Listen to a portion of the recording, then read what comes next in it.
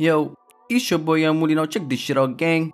The Premier League has confirmed that all Premier League players should and will receive mandatory sexual consent training because, as y'all already might know, rape allegations have been going out of hand in the Premier League.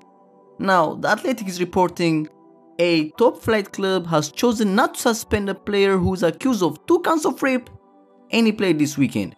Now, I don't know who the fuck they could be talking about, but we all know Thomas Partey just got accused recently of a rape.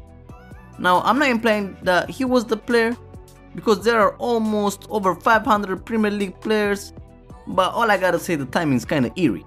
Now, on Wednesday, this coming Wednesday, tomorrow, the Manchester City defender Benjamin Mendy court case will begin after he was charged with 8 counts of rape, 1 count of sexual assault, and 1 count of attempted rape. He has pleaded not guilty obviously to all the charges, which relate to about 6 women. And another high profile case is the one of Mason Greenwood, who remains unavailable for selection at Manchester United. On February the 1st, if you remember, he was arrested on suspicion of sexual assault and making threats to kill, and currently he's on bail.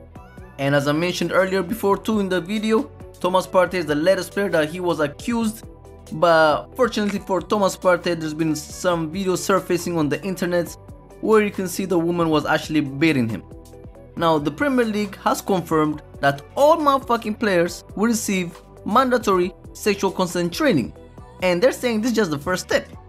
Now, for y'all who might have not seen it or might have missed it, a feminist group that teamed up with the Arsenal supporters group flew a banner reading "Kick Rapists off the pitch" over Arsenal's opening game of the season with Crystal Palace on Friday.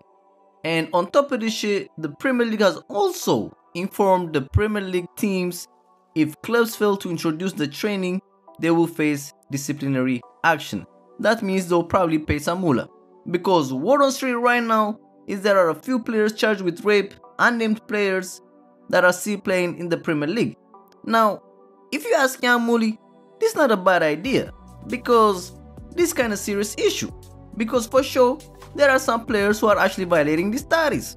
Like we've seen with Adam Johnson, he was actually, involved with an underage girl. He was sent to prison, he did his time and came out.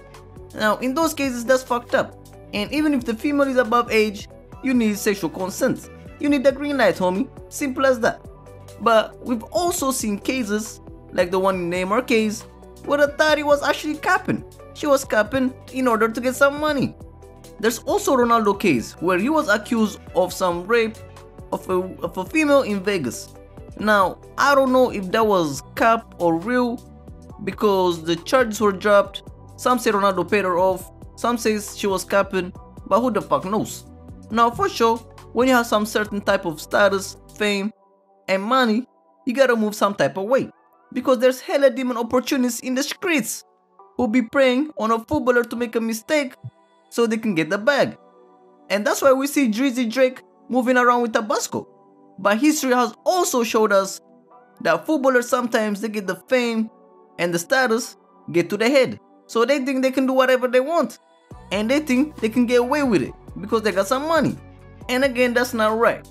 So for sure, these motherfuckers, they gotta be educated. Maybe as teenagers they weren't getting any pussy. No, they're just too hungry. But having said this though, man, who the fuck knows, this program could actually save some women out there, and it could save some footballers from saving their careers. You see what I'm saying?